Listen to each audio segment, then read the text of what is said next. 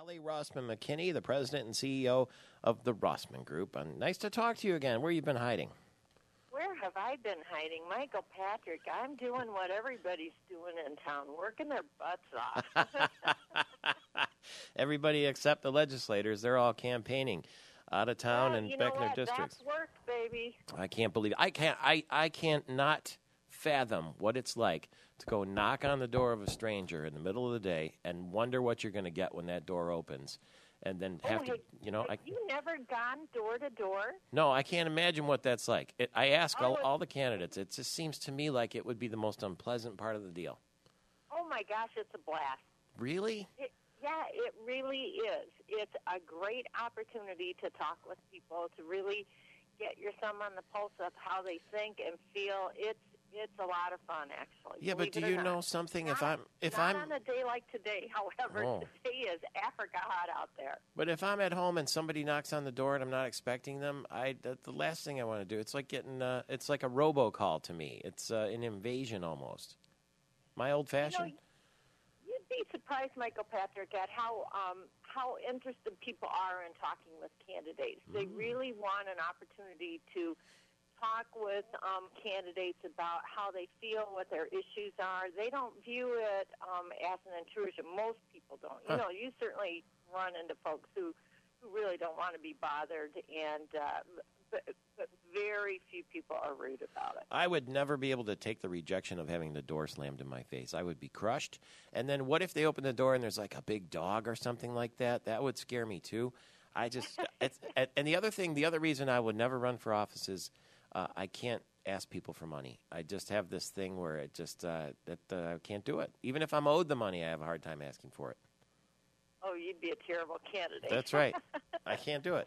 Now, you, rather than knocking on doors, you have this sort of sophisticated way of getting the pulse of the people. And what you have is this very interesting lobbyist litmus test that comes around every once in a while. And you've got new results for us here with only 11 days left. Oh, yeah. This is actually very, very revealing. You know, we do the Rossman Group in partnership with the Perricone Group and Deno Nor. We do a survey every month of all of what we call the Capital Insiders, the folks who are in Rossman Lobby Guide. Mm-hmm. They're the folks who really get who these candidates are. Almost everyone who's been polled has actually met and spoken with each of the candidates. So their insights are, I think, much more revealing. I don't know how accurate they are in terms of a reflection of the general public, but I got to tell you, the numbers are interesting. You ready for them? I am. These are the inside informed people. Yeah, these are, and they're different than what's out there statewide. Here's what we've got. By better than 68 to 32%, House Speaker Dillon, who's from Redford Township, is beating Lansing Mayor Virg Bernero, so that is more than 2-1 in the five-way Republican race, and that's really been perceived as a horse race, neck and neck between Pete Hoekstra, Mike Cox, and Oakland County Sheriff Mike Bouchard. In the Lobby Guide poll, 45% are predicting that Pete Hoekstra is going to win. And he is way ahead of the other two. They predict that Mike Cox is going to come in.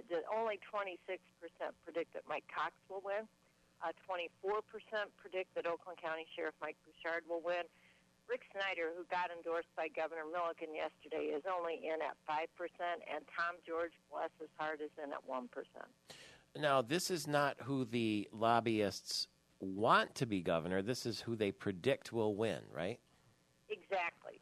That's exactly right. And interestingly, we also asked them who was running the best campaign, who had the most effective campaign. Mm-hmm. And the numbers are different, particularly in the Republican race, where, remember, they said only 26% of them said they thought that Mike Cox would win. 30%, though, said that his campaign was the most effective.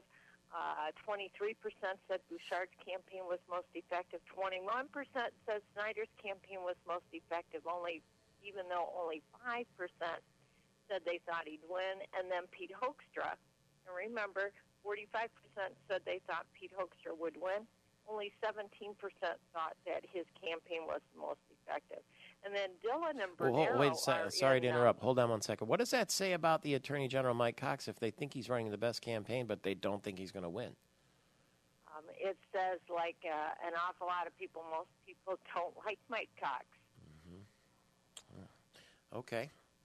What I do, stun you into silence? How no, rare. I mean, it does. It speaks for itself, really, doesn't it? The numbers just speak for themselves. Yeah, they really do. But I got to tell you, I think Mike Cox's ads are very effective. I find myself stopping and watching the ads. He's been the hardest hitting against Pete Hoekstra. But even his pro-Cox ads are very good. I really like Mike Cox. But you like his ads, but are people going to vote for a guy they don't like? Generally not. People still ultimately, although issues are important, people still vote by who they are most comfortable with, who they like best. And, Mike's a tough, tenacious campaigner, but that doesn't necessarily get people to like you, although whether you're liked or not does not necessarily mean you make a good governor. It's the age-old, it's the same thing every time. This goes all the way back to high school when you're running for class president. What about on the Democratic side? Andy Dillon's spanking Virg Bernero, huh? Well, he's certainly spanking him in terms of what people think will happen in terms of the race. But then even in the campaign, now granted, Dillon is still 2-1 in terms of Bernero, who has the most effective campaign, but it's a paltry 6% to 3%, so it ain't nothing to write home about. What if, we talk about endorsements. Who would be, according to the survey, the strongest person for the Democrats to bring in to sort of campaign and act as a surrogate? And what about on the Republican side? Well, on the Democratic side, Bill Clinton, a whopping 69% said that Bill Clinton would be the best surrogate campaigner. And only 34% said President Obama would be a good surrogate. Interestingly, George Bush would not be a good surrogate for the Republican Party, but Mama Grizzly, Sarah Palin, would be. Yeah, now I've often wondered if she's going to come in here to Michigan at the last second and endorse somebody, because it seems to me, this might be naive, but if Sarah Palin came in here and endorsed somebody, that would be huge, wouldn't it? I would expect so, and it's interesting because that really gets to another question we asked. We asked if folks thought that the Tea Party activists would have a significant impact on the outcome of the contest, and 35% said that they would have. They really did think the Tea Party would have a significant impact. Another 30% said it wouldn't have much impact at all, and 27% said, yeah, it might have a little impact. Do you think Bill Clinton could be elected president if he were allowed to run again? Yes, actually, I do. I do, too. He's really still a rock star, isn't he? He is. Isn't that interesting? Despite all of the ups and downs in his own terms in office, yeah, he's a rock star. I mean, he's a perfect example of someone who can rise above adversity. I mean, if you go back to some of the challenges he had personally, the kinds of things that you'd think, oh, no, nobody can survive that. Well, there you go. If I were Mayor Bernero's campaign right now, I would quickly hustle out a press release and a commercial that says, Andy Dillon is the favorite of the lobbyists. Right? Oh, that's a possibility. It'd be interesting if Virg could get Bill Clinton to endorse him.